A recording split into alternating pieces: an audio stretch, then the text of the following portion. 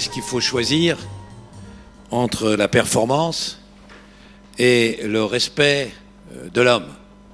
Eh bien, je peux vous dire que c'est quand même le respect de l'homme et l'impression donnée, c'est pas cynique ce que je dis, l'impression donnée à l'autre qu'on le respecte dans toutes ses dimensions qui permet d'atteindre les plus grandes performances. Et que donc, fondamentalement, il n'y a pas de contradiction. J'ai fait plusieurs fois une expérience qui est étant confronté à un public, et un public qui peut aller de 300 à 800 personnes ou 1000 personnes,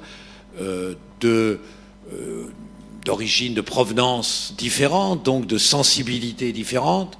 Je leur posais cette question: est-ce que quelqu'un, ici, dans cette salle, pense que pour l'essentiel, ce modèle de société, il faut le conserver?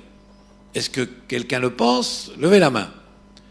Eh bien, jusqu'à présent, donc l'exception étant aujourd'hui, personne ne levait la main.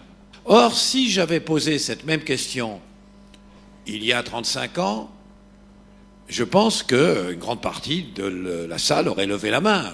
50 ou 40% ou 60% auraient levé la main. Mais en même temps, si ensuite, et je l'ai posé aussi, je pose la question: est-ce que quelqu'un ici pense que c'est possible d'élaborer un autre modèle de société, qu'on peut y arriver? Pratiquement, personne ne lève non plus la main. Alors qu'il y a 35 et 40 ans, 40% auraient levé la main, ceux qui le souhaitaient. Ce constat est absolument essentiel. Parce que, il y a quelques jours, j'étais invité à un colloque sur l'idée de bonheur. C'était un peu une question de cours, un peu bateau. Et il y avait une sorte de consensus. C'est-à-dire, au fond, il n'y a rien de pire qu'une société qui prétend assurer le bonheur. D'abord parce que si elle prétend assurer le bonheur, elle ne peut pas imaginer que quelqu'un soit contre le bonheur. Elle devient totalitaire parce qu'elle opprime toute personne qui la conteste, puisque ce sont des ennemis du bonheur. En revanche, le bonheur réside sans doute dans le faire ensemble qui s'investit dans un mouvement vert. Ça peut être d'ailleurs un faire ensemble qui consiste à aller voir un film ou une exposition, la commenter, etc. Mais également dans cela, dans cette possibilité de s'investir dynamiquement dans, oui, on peut aller vers, ensemble on peut faire quelque chose, c'est se libérer, plus de justice, plus liberté. Mais lorsque, à la fois, et c'est pour ça qu'il était important de faire ce constat au début, vous avez cela, une quasi-unanimité de gens qui vous disent « oui, il faudrait changer ce type de société ». Et que vous avez une quasi-unanimité de gens pour douter que l'on puisse changer cette société. Autrement dit, pour lequel il y a une espérance sans espérance. Eh bien ça, c'est la définition du malheur. Et je crois que c'est pour ça que aujourd'hui, on le constate entre autres en France, pourquoi justement on a l'impression d'autant de malheur ressenti, de désespoir ressenti. Il y a un double constat.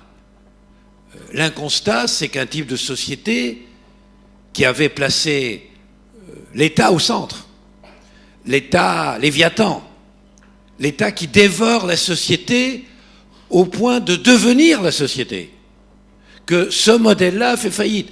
Il a fait faillite, non pas simplement sous sa forme communiste, il a fait faillite sous toutes ses formes. Et qu'à la fois un autre modèle, qui n'est pas le libéralisme, qui est d'ailleurs, le libéralisme n'étant pas plus un processus qu'un modèle, mais qui est ce qu'on a appelé, faute de mieux, le néolibéralisme. C'est-à-dire ce modèle qui est devenu quasiment universel, qui a centralisé l'argent ou la recherche du profit le plus rapide et le plus immédiat. Ce système-là, on ne peut pas dire qu'il a fait faillite, puisqu'il existe encore. Mais dans les têtes, et c'est fondamental, dans les esprits, il a moralement et rationnellement fait faillite. Est-ce que il y a 10 ans, est-ce que vous croyez que les gens imaginaient, quelle que soit leur connaissance économique, qu'à côté de cette économie-là qu'on appelait il y en avait une autre. Non, c'était l'économie. L'économie, alors après on peut compliquer, mais c'est l'économie. Puis tout à coup ils apprennent, attendez, ça c'est l'économie réelle. Ah bon, réelle? Ah oui, réelle. Bah, l'économie réelle, c'est l'économie. Ah non, non, parce qu'il y en a une autre qui est virtuelle. Ah bon, il y en a une autre qui est virtuelle. On ne nous avait pas appris ça, mais il y en a une autre qui est virtuelle. Et alors l'économie virtuelle, c'est quoi? Ah ben on ne produit pas de marchandises particulières pour qu'on la consomme de façon particulière. Il n'y a rien de tangible. Non, non, non. C'est l'argent qui s'entoure autour de l'argent, qui produit de l'argent, qui surfe sur de l'argent. Ah bon?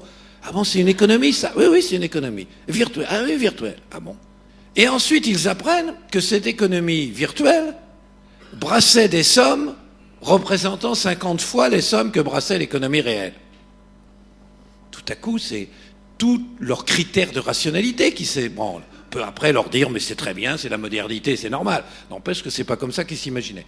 Est-ce que vous croyez que ça va sortir de leur tête? Ça ou d'autres?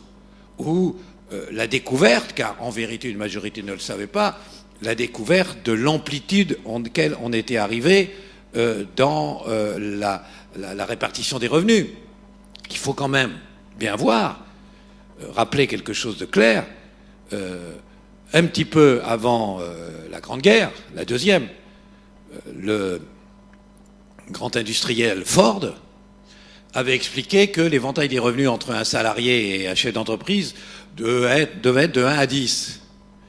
Et après-guerre, le banquier Morgan a dit non, à 10 c'est un peu quand même très resserré, et il avait considéré que ça allait de 1 à 20, et ensuite certains ont dit on peut peut-être aller entre 1 à 30.